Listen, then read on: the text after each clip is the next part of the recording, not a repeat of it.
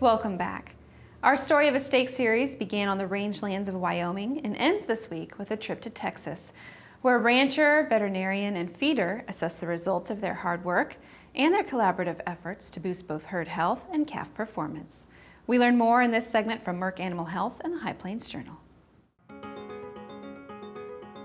The story of the steak. It's really pretty simple when you think about it. Good cattle, good management, a committed group of people focused on producing safe and nutritious food. When we first brought you the story of the V Ranch calves and their journey from Wyoming to Kansas, the focus was on the cattle themselves. But the story of the steak is really about the people behind the cattle. In this final chapter, we head to West Texas A&M University in Canyon, Texas. Rancher Jim Wilson, his veterinarian Dan Miller, and Mark Knight of Knight Feed Yard have gathered with university students to evaluate 4 carcasses produced by their collective efforts. The goal is to learn from each other and to share ideas on how they can do better in the future. For everyone involved, this represents a rare opportunity to actually see the product they're producing and to understand how decisions at the ranch and in the feed yard affect quality. The takeaway message is that we're in this beef industry together.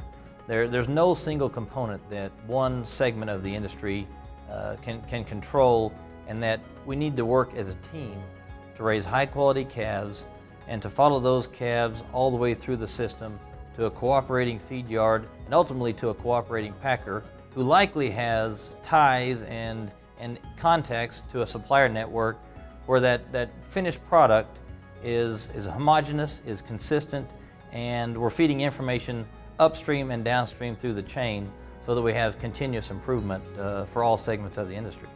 This is a huge honor to be involved in this kind of a program of promoting the story of a steak, and really from conception to the consumer.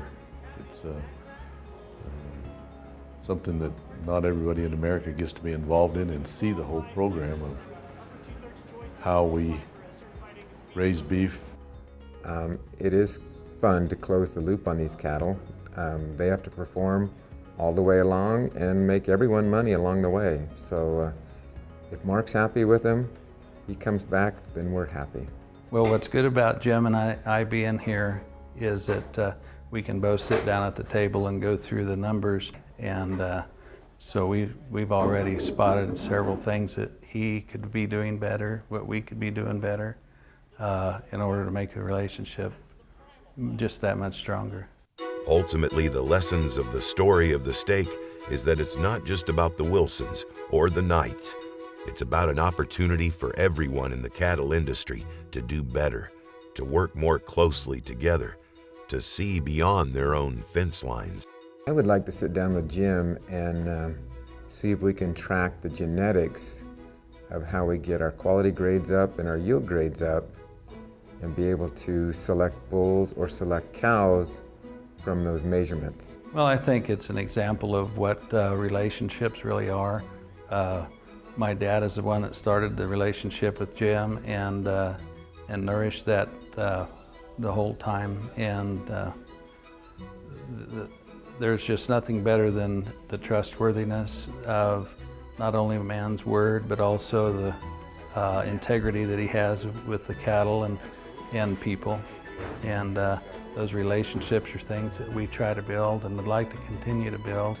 Well, I think the opportunity for me and my family at home and the operation we have at home is something that 99 9/10% of the people do not have that opportunity. So we're going to continue to produce the best quality of animal that we can for the consumer and still make a living in doing that, because we really love what we do. We hope you've enjoyed the story of a steak. I'm Doug Medlock. This segment of the Angus Report is brought to you by Merck Animal Health and High Plains Journal. To watch this segment again or to read more about the V Ranch and its herd health practices, visit storyofasteak.com. Thanks for watching.